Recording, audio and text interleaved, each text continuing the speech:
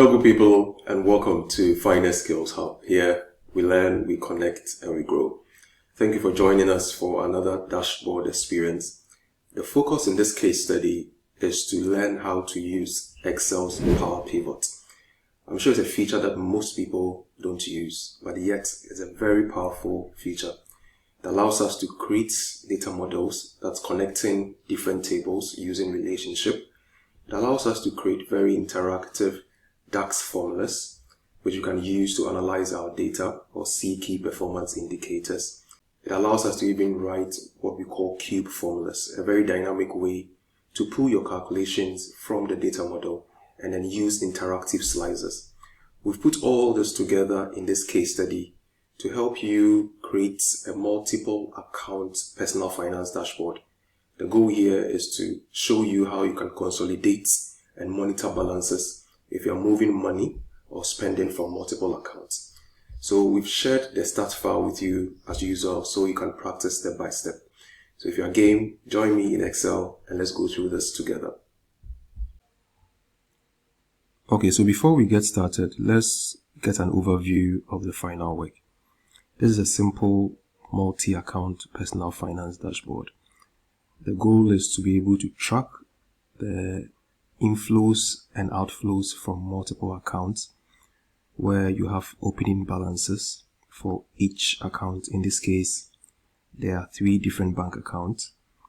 The income or inflows that came in within the current period, the expenses that came in within the current period, and your net position at the time of reporting. So the way this is designed, it is able to give you on each account and then all the accounts together using the slicer, right? So if I don't select any slicer, the current balance should tie in with the total of all the 3 balances. I also have the slicer here to go into specific bank. So I have the slicer to go into each of the banks to give me the total for each bank, right? Now, beyond seeing just the totals, it also gives you the trend of the cash balances at the end of every month. So over here, you see we have January to December. So the cumulative cash balances are rolled on all the way to December. We also have an indicator on the month with the least cash balance, right? So you realize that as I switch between banks, it is able to highlight which particular month had the least cash balance in red. Now the chart on top gives us the ending cash balances for each month, while this one below gives us the changes in each month. So if you look at the two, there's a certain relationship. So if I start with 11,787, I grow by 7,000 to get my end of February cash balance and so on. So this is a waterfall chart to give you insights on the movement between each month. Right. So there's a lot of learning here, even though the dashboard looks simple.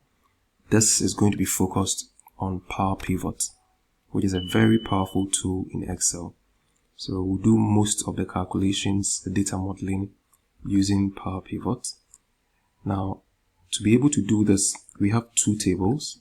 So a regular table that has dates, the transaction, the category that you are spending from or receiving into. Then you have the recording of the amount.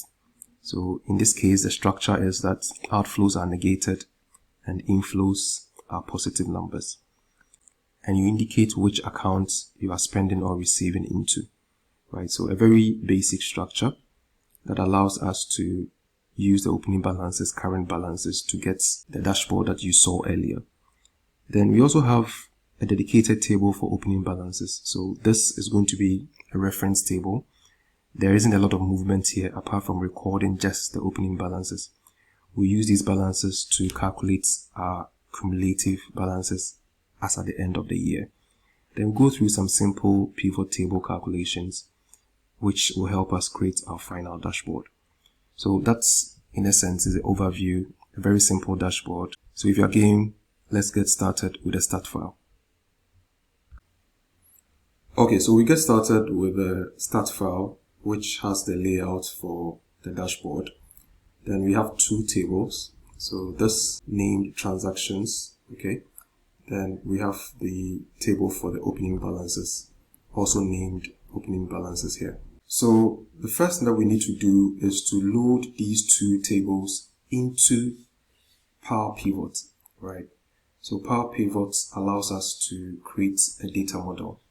Data model basically means we are connecting the two tables based on the relationship that exists between the two tables. So if you look closely in this table, I have accounts, okay? The details of the opening balances of this table are stored in here. This also has accounts, right? So my job is to come and use these two tables to create my final dashboard. So instead of probably doing a VLOOKUP, we want to connect the two tables in the data model and then use the information in both tables. If you don't have Power Pivot, you have to activate it. If you are using Excel 2016 or later, you go to Data. In the Data Tools group, you see this icon here, Manage the Data Model. You click on this once, it opens Power Pivot. You close it, you should now see Power Pivot available as a tab here, right? So if Power Pivot is available as a tab, you just need to stand in the table, the first table in this case for me. I'll come to Power Pivot and I'll add this first table to the data model. So I'll do that. So my first table has been added to the data model. I'll close the Power Pivot window and repeat the process for the second table. So stand inside this table, come to Power Pivot, and I'll add this to the data model. Right. So inside Power Pivot, I am currently in the data view. This allows me to see the data I have just imported into the data model in a columnar or tabular view, right? There's also the diagram view. We'll come here later to connect. But essentially, you have these two tables here, as you can see, transactions and opening balance. Now, in Power Pivot, we can create calculations using DAX, data analysis expressions, right? So similar to regular Excel formulas, but just that this time around, we are calculating in the columns in the table or the entire table in some cases. So let's do an example where we are adding a column to tell us which type of transaction this is, whether it's an expense or an income. So based on the signs, we have the negative numbers as expenses and then the positive numbers as income. You can use Power Pivot to create this as a calculated column. So what we'll do is that we stand in that add column in the transactions table, step in the formula bar, right, and then we give it a name. So the approach is to start with a name, in this case is type, then you bring a colon, okay, then an equal sign.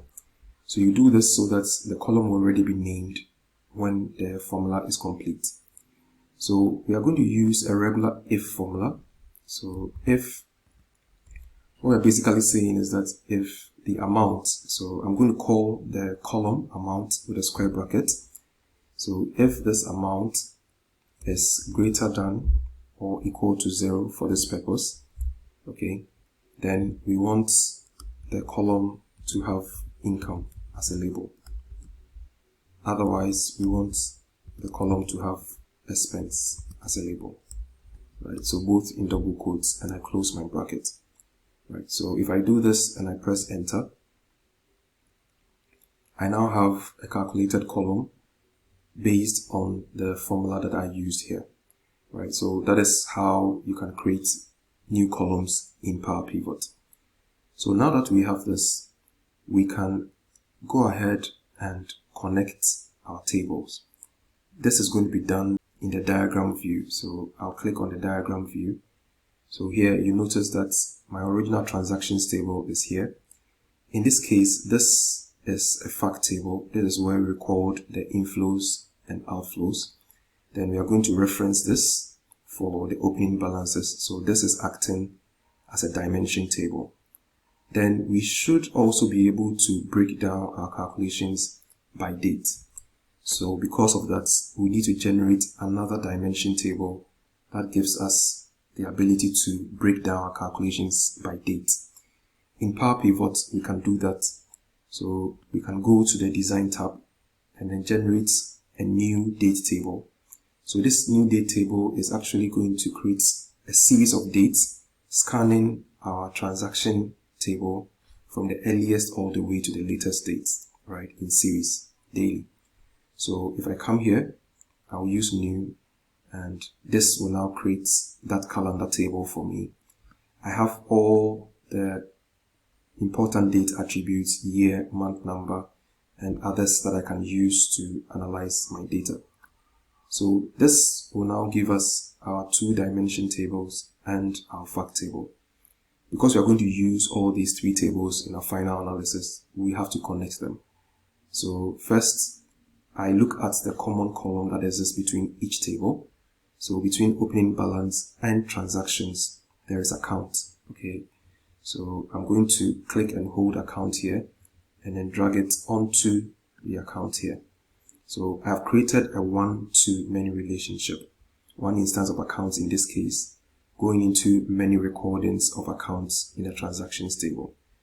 I'm going to repeat the same process for calendar and transactions. So I'll take dates and then connect this to dates right here.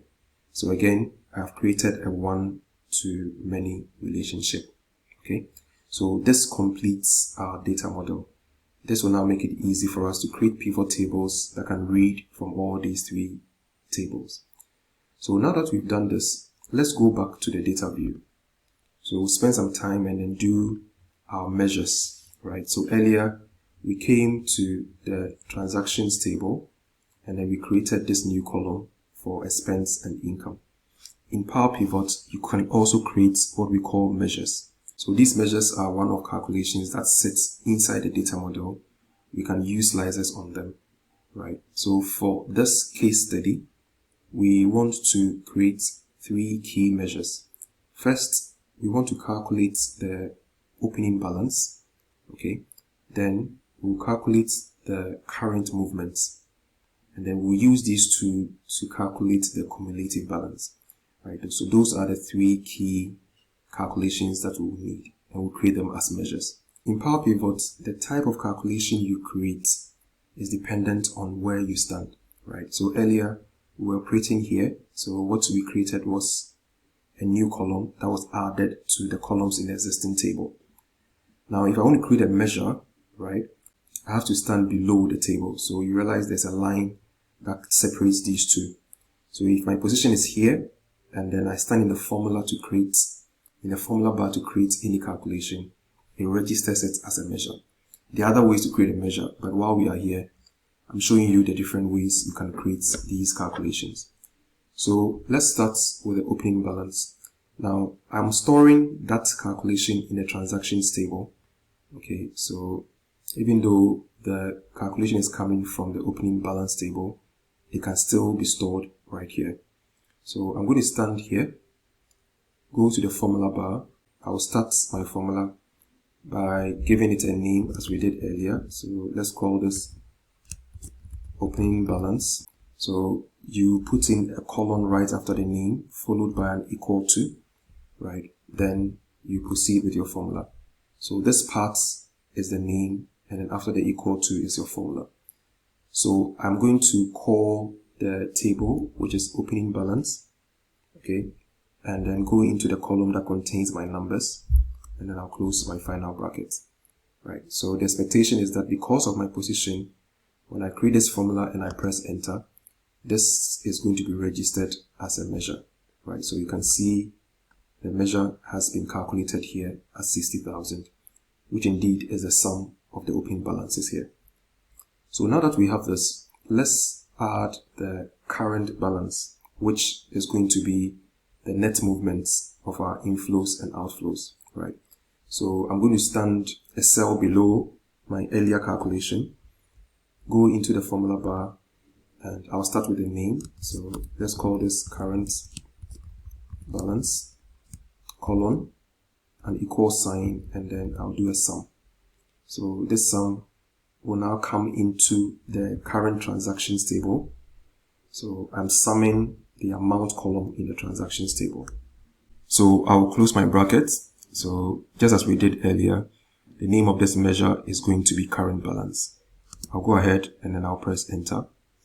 So as expected, the measure has been registered. If I expand this, the net movement on this amount is 7912. So now that we have these two measures, we are going to create the cumulative balance, which will take the opening balance and then add the current balances. Now, the way we create this, it should be responsive to our slices by month, so that if we select any month in the period, we should have the cumulative balance as at that time. Right, so to do this, we are going to create a formula using the calculate function in DAX. Right, so let's do it this way. Okay, so I'm going to give it the name cumulative balance. And then just as we did earlier, I'll bring a colon and an equal to. Okay, so this should be the name, and I'll continue with my formula. For this purpose, I'm going to expand the formula bar to make it easy for you to follow. So first, we are going to call the opening balance. Okay, so this is going to be the opening balance plus, right? Then I'll come down here. Then I'm going to introduce calculate. Okay, so calculate takes an expression or an existing measure. Okay, so we are giving calculate the current balance, which we have calculated already. So this is what the expression will be. And we'll proceed to filter this. Now what we want to do is that we apply a filter that would be able to use the date we have in the calendar table to do a cumulative sum, right? So that any point in time where we want this balance, that filter on dates will bring us all the movements from opening balance up to that point, right? So I'm going to take the expression and then proceed to filter this. So I'll bring a comma, shift enter, and I'll introduce the function filter. While we are doing this, we don't want any filter on the calendar table. So I'll introduce all, okay, then call on the calendar table which contains our date. Okay, so I'll close this bracket. Then proceed to apply the filter. So for the filter expression, what we basically want here is that for the selected dates, which is in the calendar table, so this is calendar date, we want everything less than or equal to, okay, the maximum of the dates that has been selected. Okay, so we have something like this. I'll close my bracket for max, close my bracket for filter, close my bracket for calculate. Right. So this is going to be our formula for the cumulative sum. We take the opening balance, we use calculate, put in the current balance, then we proceed to apply the filter. So the filter is working with the calendar table, but we make it immune to all filters by applying this all function. Okay, then the expression here is that for the date selected, right, we want all dates less than equal to the maximum dates, which is the date selected in the slicer, right? So this is going to give us that cumulative sum. Let's go ahead and press enter and then see what we get. So based on our current selection, which is the end of the year, we expect the opening balance to be added to the movement, the net movement, to give us that cumulative balance of 67,912, right? Later, when we slice this by the date, you realize that this will respond. We also connect our different bank accounts to it and then get the cumulative balance for each account, right? So this now completes all our work in Power Pivot. We'll come here again, but essentially you have learned how to create new columns, create measures, connect the data model using dimension and fact tables. So at this point, you can exit and then close this window. Well, I hope it's going well. You can see what Power Pivot allows us to do in Excel. If you are new to Power Pivots or you want to deep dive into Power Pivots in Microsoft Excel, then I'll recommend my book, Data Modeling with Microsoft Excel. Right, so this book will take you through a case study, a sales dashboard that allows you to apply some of the concepts that you've learned here already. So the link has been shared on the screen. If you want a hard copy too, you can reach out here in Ghana. Right, so I believe that if you are using multiple tables or you want to write DAX formulas, Power Pivots is your go-to tool. So let's now see how we can draw all the calculations, put it together, and then create that interactive dashboard in the final analysis of this video. Okay, so now back in the regular grid in Excel, we want to call all the measures that we created. So I'm going to insert a new worksheet here. So this is going to help me with the calculations. So I'm going to name this sheet calculations. Now, the measures that we created can be called in using pivot tables or cube formulas, right? So in this case, we are going to use the two, cube formulas and pivot tables. Now, you realize that we calculated the opening balance. We also have the current balances, and then we have our cumulative balance, right? So I need to now call these measures directly into the cell. This we can use cube value, a very simple function that allows us to pull our calculations from the data model. So we'll proceed with cube value. Okay, so cube value is one of 7 functions, one of 7 cube functions that you can use on the data model. So this is cube value. So first it requires a connection. To get that connection, I'll bring a double quote, pull in the data model, so it comes in blue. You tap to commit it, and then you close your double quote. Then I'll proceed with a comma to bring on the member expression. So basically, in the data model, there are sides to the data model. We have the 3 tables and a special table for measures. So because I'm looking for a measure, I'll proceed with a double quote. So this will list the 3 tables, calendar, opening balance, and transactions, plus our measures. So I'll commit measures, okay, then bring a dot. So in the measures, I now have the 3 measures that we did: cumulative balance, current balance, and opening balance. So in this case, I'm looking for opening balance, right? Then I'll close my double quote. So this is now going to bring the calculation that we did for opening balance right into this cell. So I'll go ahead. So this is 60,000, right? Now let's repeat the same formula for current balance. I'm sure by now you get the idea. You can just copy this, we paste everything, and then we enable. Okay, so this, instead of opening balance, in the measure, what I'm looking for is current balance. Right. So we just change opening balance to current balance, and ensure that if you tap, you back out the closing square bracket. You need only one closing square bracket. Right. So this is going to give me the current balance of 7912. Then I'll do same. So I'll paste the earlier formula. Now in place of opening balance, I'm going to edit this to cumulative. Right. So these are our key measures. We'll use these later, but just for you to know that you can use cube formulas to draw these. So now that we have this, let's go ahead and fill in our dashboard. We basically have the key measures calculated. So let me put in the bank. You can spell them correctly, even though it's not case sensitive. So this is GT Bank, this is Eco Bank, and this is First Bank. Right. Now we need to pull in the opening balances.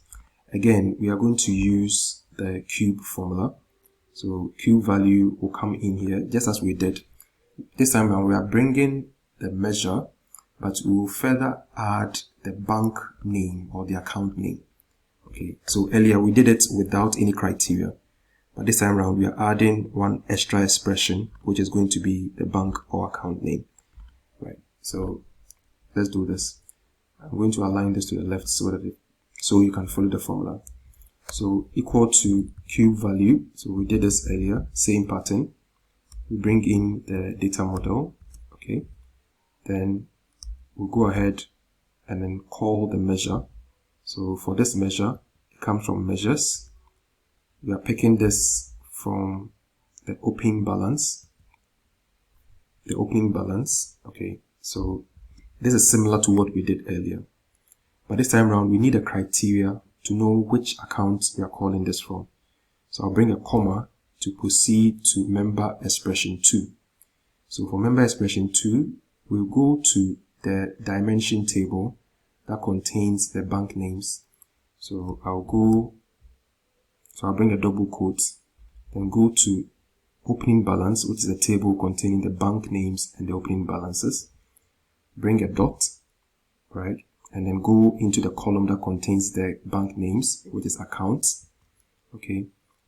And while I'm here, the criteria for this particular row I'm on is GT Bank, right? So instead of typing GT Bank, I'm going to reference this cell, okay? So I'll bring a dot, bring a square bracket, okay? Then start a double quote. So once I bring the double quotes, I'll bring a joiner, which is the ampersand, and then come and select the cell. Okay, so this is going to tie it to this cell. I'll close it with another ampersand, and then bring a double quote, close my square brackets, and then close a double quote. Right. So that is all the formula that we will need. So let me go over. So first we need the data model using the double quote. Then we proceed with expressions. So the first expression is that we go into the measures, then we bring a dot to pull the opening balance, which is the measure that we created. Then we close both. We close this in double quotes. We bring a comma. We proceed to bring the second expression, which is applying the criteria on which account. We find the accounts in the opening balance. So I'll bring the opening balance account, and then for that dynamic reference, I'll do a square bracket, double quote, and ampersand, select the cell, ampersand, double quote, square bracket, double quote. Then I'll close my final bracket. Right. So this is the formula we are going to use. So we have 30,000. Right. At this point, I can align it to the right. Right. So for what we have done, the expectation is that if I copy this, Control C, and then I paste it in EcoBank, it should give me the opening balance for EcoBank. If I paste this for First Bank, it should give me the opening balance for First Bank. Right. So that is how we pull the calculations and filter by the bank account name. So we are going to use a similar approach. This time around, if I'm standing here, I want the movement, the current balance, that is the income, okay, for GT Bank. Right. So this is now two criteria, right? So I need to provide the account name and also provide the account type. Okay, so similar to what we did earlier, I'm going to copy this formula, okay, the earlier formula that we did, and then we make some few changes for the income for GT Bank. So this income will require two things: the current movement, the current balance, and the account GT Bank in this case, right? So I'm going to paste this and then we'll go ahead with a modification. So we'll paste everything, right? Now, it's already colored in green because the font was colored in green. So you don't have to worry about the green color, right? So this is how it comes. So let's edit. We have the data model already here. Now for member expression 1, instead of the opening balance, okay, we are looking for the current balance. So gently edit this to current balance. Ensure that you back out the extra closing square bracket. Okay, so this is going to be current balance. Then for the type of account or bank is still going to be the same. The only change here is that because I want to copy this to the right for expense, I'm going to lock column C, right? So I'll put a $sign in front of column C like this, okay, so that if I copy, this will be anchored and I can take it to the expense, right? So this is going to be my member expression 2. That's the criteria for the account. Now I'll proceed with another comma. This time around, I'm looking for the type of transaction. So I'm referencing this as another criteria. So to do that, after the comma, I'll bring a double quote. The type of transaction sits in the transactions table. So I'll commit the transactions table, bring a dot, and then go to the column that contains the 2 types of transactions which we calculated using the new column in Power Pivot. So this is type. I'll commit this. Bring a dot, then open the square bracket. So just as we did for this version, we want to dynamically link this to the cell. So I'll bring a double quote, bring a joiner, which is the ampersand, and then select the income, right? So this is going to select, so this is going to be linked to this cell. Again, because I want to copy down, I'm going to lock this at the row level. So I'll put a $sign in front of row 18, right? So once I'm done, I'll join, I'll bring the ampersand, okay, and then close this off with a double quote, square bracket, close double quote. And then after, I'll close my final bracket, right? So it's similar to what we did earlier. We commit our data model, then we put in 3 expressions. First one is for the measure, which is current balance. Second one is for the type of account, which is referencing GT Bank currently. We lock it. And then the third one is for the type of transaction, which is an income, right? So this is going to give me 32. So this is going to give me 32,000, right? So maybe because of the color, I'm going to paint this black and then show this again. So this is the data model. This is the current balance measure. This is the type of bank account, and then this is the type of transaction, right? So in each case, we have dynamically linked it to the cells, right? So that is the formula that will bring this. I can now copy this. Let me first align this to the right. So now that this is done, if I just drag this to the right, Control R, right, I get the total movements for GT Bank, right? I can now copy these two, Control C, highlight this, Control V. Okay, so Control V would ensure that when I'm standing here, it's EcoBank and income, and then this is expense and EcoBank, right? Then I'll do the last thing for First Bank. So this is for First Bank. Now, if you have done this correctly, what this means is that you remember our final cumulative balance was 60,000 plus the 7,000, right? So the net for each bank should now add up to that final balance. So let's do the row by row calculation. So first, I'm going to sum this. So this gives me the net for GT Bank. Sum this alt equal to, this is for EcoBank. Sum this is for First Bank, right? So if I now do the total calculations, alt equal to, select this range, okay, this is going to give me the total opening balance. If I take all this to the right, Control R, I should now get 67,912, right? So this now gives us the breakdown for each bank, the opening balance, the movements split into income and expense, and our net position. This is very critical to our dashboard. So now that these numbers make sense, we can now proceed and then fill up the rest of our dashboard, right? So for our income lines, we painted these green, and then for our expense, we painted these red, right? Just to make it easier for our users. Okay, so now that we have this, we can now proceed to do the rest to fill in the rest of our dashboard. So these two charts are coming from pivot tables, right? So we are going to create these pivot tables from scratch using our data model. So back to our calculations, I'm going to stand in here and then insert pivot table. So I'm going to insert a pivot table from the data model. So I'll go ahead, place it in this existing worksheet. Right.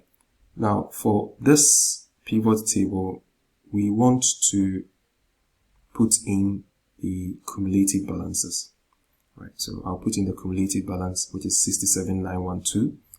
And I'm going to break this down by the month names. So in the calendar, I have my month name here. So this is going into the row section. So the way our formula works, it takes the opening balance and then it rolls down with the movement all the way to the last point. So this is what we have. Now we want to create a chart on this, but that chart should also highlight the month with the minimum cash balance, right? So to be able to do that in a flexible way, we have to duplicate or recreate the content of this pivot table, right? That offers us some flexibility with the chart we are going to use. So standing in here, I'm going to reference January and then move this to the right, right, for relative reference for this value, and then hold these two and then come down, right? So basically just duplicating the pivot table. Now, if we have this, we want to make sure that at every point in time, all the 12 months show. So basically what we are going to do is ensure that if there's no data in any month, it should still show the month. So I'm going to right click on any of the months, right? Come to pivot table options, and under the display tab, choose show items with no data on rows, right? So I'll click OK. Now, what we want to do is, if the value in question is the minimum in the 12-month list, right, we want that to show. Otherwise, we don't want any value for that particular month. So I'm going to write an if formula that is going to ensure that we capture the minimum value for our chart. So I'll proceed. Equal to if, right, I'll select the first value and then test if it's the minimum in the range. So equal to min. So the min range is going to be the values in here. I'm going to lock this F4 to lock this absolutely. Okay, so if this value I've selected is equal to the minimum number in this range, then I want you to return that number. Otherwise, let the cell be an NA. We are choosing an NA because we don't want the value plotted, right? So NA, open, close brackets, then I'll close my final bracket. Okay. So if this is not the minimum, we don't expect any showing here. So I'll go ahead and then drop this down, right? So I now have our original values, and then I also have the minimum points now. So with these three columns, I can now go ahead and then create my column chart. So I'll highlight these three, go to insert, and I'm going to insert a clustered column chart, which is this one. So I'll go ahead and click OK. Now you will notice that it actually plots only the minimum value in March, because March actually has our minimum value. Okay. Now we want this to overlap, right? So instead of sitting side by side, you select. So let's select this single bar. Okay. Press Ctrl 1 or right click for format data series. Okay. It brings you here. So we basically want to set the overlap to 100%. This way it goes in. So it's going to always highlight the minimum value. That's how we are going to do this. Okay. So our charts is now going to show at every point in time that minimum value. Now to see this, let's insert a slicer on the different account balances. So I'll stand in this pivot table and then insert a slicer. Now that slicer is going to come from the bank account. So I'll switch to all and then come to opening balances and then insert it on account. Right. So these are our bank accounts. So if I choose EcoBank, you notice that it plots the minimum cash balance for EcoBank, First Bank, December, GT Bank, April. Right. So that's the kind of interaction that we want. So this chart is going to our dashboard. So we can do a little formatting here. While we are here, we can make the x-axis labels for the months a bit shorter. So we can go back to Power Pivot and then shorten the names here. So let's do that quickly. So I'll go to Power Pivot. To go there, click on the Power Pivot tab, click on Manage. Okay, so this brings you back where we started. So while I'm here, I'll go to the calendar table. So I'll click on the calendar table. The column I'm interested in is the month column. If you select it, you realize that the format function is actually taking the date and then using the 4Ms to give us this output. So instead of the 4Ms, we want to back out 1M to give us 3Ms, right? So if I press enter, this is what I have. Okay. So now that I've altered this original arrangement, it's also going to affect the sorting of this column. So while I'm here, I can select this column. It's already selected. Then instead of sorting this alphabetically, which it is currently doing because of this text format, I'm going to sort this rather by the month number column. So I'll choose sort by. Okay, so I've selected the month column. I want to sort this by month number. And I'm going to click OK. Right, so we basically killed two birds with one stone, altering this one and then sorting it by the month number. So the expectation is if I exit Power Pivot now, our chart should now reset and then give us as we wanted it, still responsive to our slicer. Right. Okay, so we'll take this chart and then our slicer to the dashboard. But before we do that, let's create our final chart, the one that gives us the movements, the changes between the months. Okay, so I'm going to recycle this existing pivot table. So I'll highlight this, Control C, allow some few columns and then paste this pivot table. Now, if I come to this pivot table and I activate the field list, you'll notice that this is still feeding on the cumulative balance, but we want the current movements. So I'm going to replace this measure with the current balance measure, right? So this is what is going to show the positive and negative movements. So on this pivot table, we want to create the waterfall chart, right? We can't create a waterfall chart directly on the pivot table. So just as we did earlier, we'll create a mirror of this pivot table. So I'll do an equal to reference January, and then as we did earlier, copy right for this, and then copy down for the shape of our pivot table.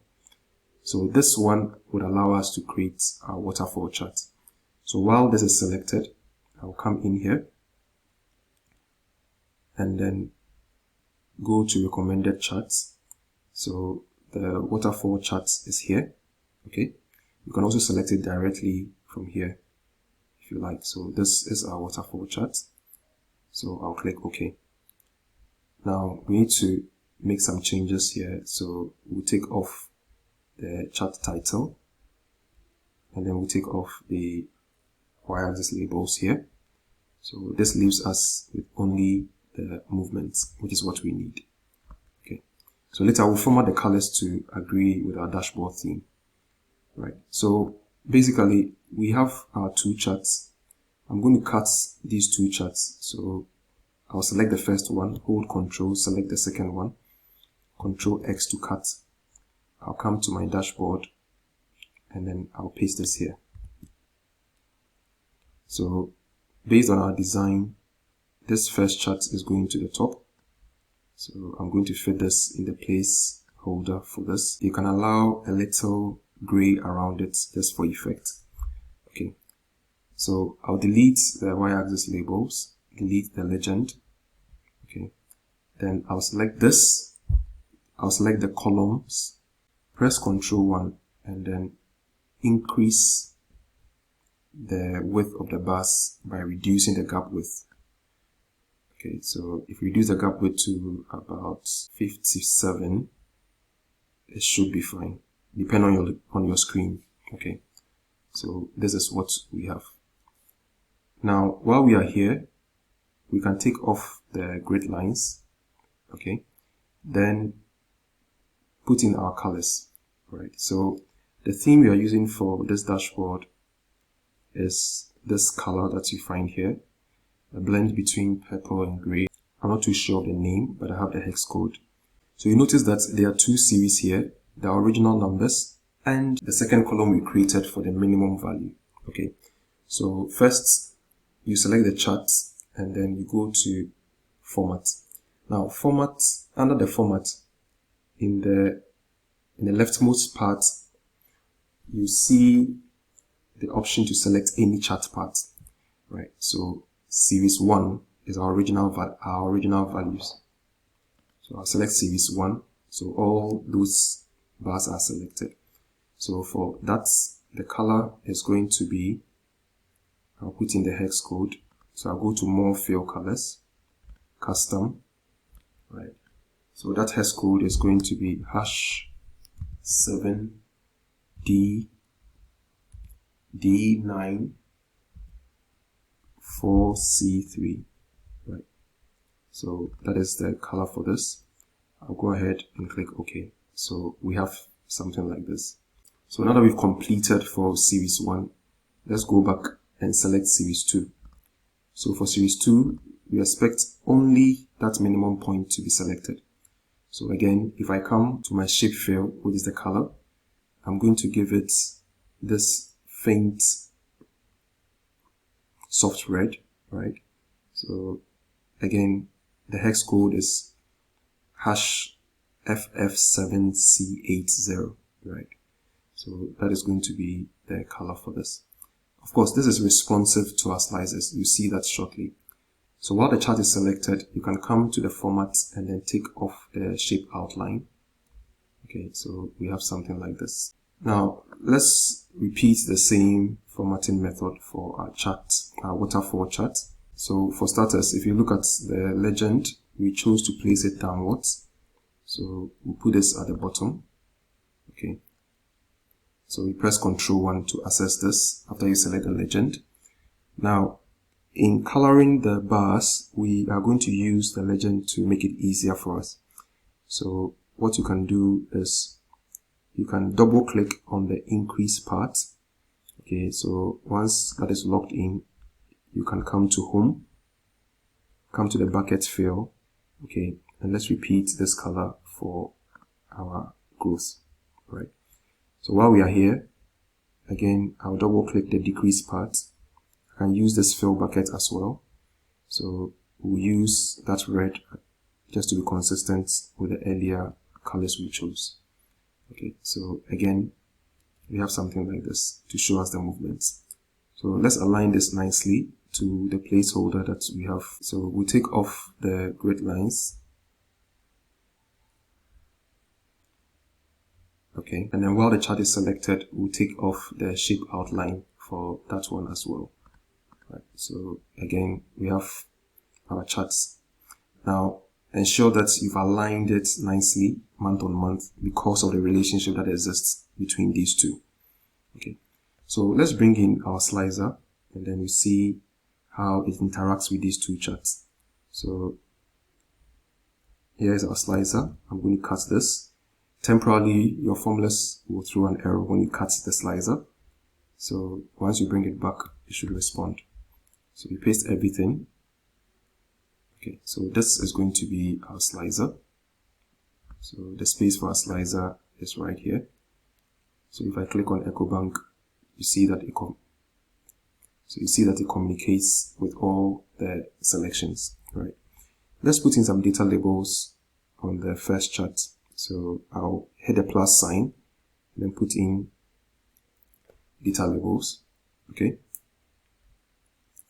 So when these data labels come in, for the points that were not the minimum values, you see NAs, right? This you can select and then delete, right? Because we expect the original one to have its value, right? So this is going to be, so the number will stay for the minimum point, right? We can format these numbers well with a comma. So I'll select this, press Ctrl 1, come to the number option, and then choose a number with a comma separator, and then set the decimal place to 0. So that's should make it a bit easier on the eye. Right. So our charts are done. Now let's format our slicer. Right. So in the end, we want our slicer to also join the action using the same theme. So let's learn how to format this nicely. So for slicers, before you can format, you have to duplicate. So these are the existing slicer styles. So I'll right click and then duplicate this existing one. Now you can give it a name. So let's call this Finex. So first we format the whole slicer. So the whole container of the slicer, we can format that. So I'll click format. So we have three things to work with. The font, which we are going to leave as it is. The border lines, we'll come here and take off the outside border lines. And then for our fill, we'll leave it at no color. Okay. So that is for the whole slicer format. For our count, for our header, again, we'll leave it as it is. Right. So the font will remain the same. Borderline will remain this color. We can set it to black if you like. Right. So if you just set it to black, you have to ensure that you choose the color and the line. And then we leave the fill at no color for the header. Now, our focus actually is on the selected item with data, which is the color that shows when you select a particular account. So I'll go to selected item with data. We'll format this. Let's start with the font. We'll maintain the original font, but the size, we'll put it at 14 for now to make it bigger because we'll expand the buttons, right? Then for our border lines, we'll make it none. And then for our fill, which is the color that we chose earlier, I'll come to more colors, okay, and then put in the hex code for the move color. So 7D94C3. Okay, so this is going to give us that color. Now, while we are here, we can set the font and make it white so that there's some contrast between the font color and the background, right? So you can make that change here, and then we click OK. So you get a preview of how it's going to look like. For the rest of the elements, we can do without the formatting for now. So let's apply this and see what we get. When you click OK, you don't see it instantly. So you have to come to the slicer and then apply what you just did. So we have something like this. Now we can increase the height of the buttons. So if you increase the height of the buttons, you can have something like that. This will now give you your slicer. So if you click on First Bank, EcoBank, GT Bank, right? So these now control our charts right here. The last thing that we want to do is to put in the display for our final balance, right? You notice that at the end of the day, if I select any bank, I just want this big number to show up here for the closing balance on each account. If I don't select anything, we should see everything together, right? Now, because this responds to the slicer, if you recall, we already had this calculation here. as a cumulative balance. When you use cube formulas, you can actually let slicers control these cube formulas. Right, so let's go back to our original formula. Now, all we need to do is back out our closing bracket, bring a comma, and then introduce the slicer. Right, the slicer name always starts with SL. So when you type SL, you see all the slicer names. So this is slicer accounts. That's the name of our current slicer, and you press enter to complete. So what this means is, if we reference this particular value, our slicer will control the cumulative balance. So I'll select this shape, come into the formula bar, put in an equal sign, and then come and reference this value. Okay, press enter in the current sheet. Then you can increase this to about 44, to about 54. Okay, if you like, you can apply a little word art style to it. Right, but while we are here, we can make it white, okay, for effect. So this is going to be the high number. This is going to be the key number in our dashboard. Let's take off the 2 decimal place to save some space. So that I can do here. So I can come to home and then reduce the decimal place. And I expect this to update. Okay. So now we get our slicers controlling the key elements of our dashboard. Right. So at the end of the day, what we've achieved is this dynamic multiple accounts personal finance dashboard that allows us to monitor our cash movements based on this table.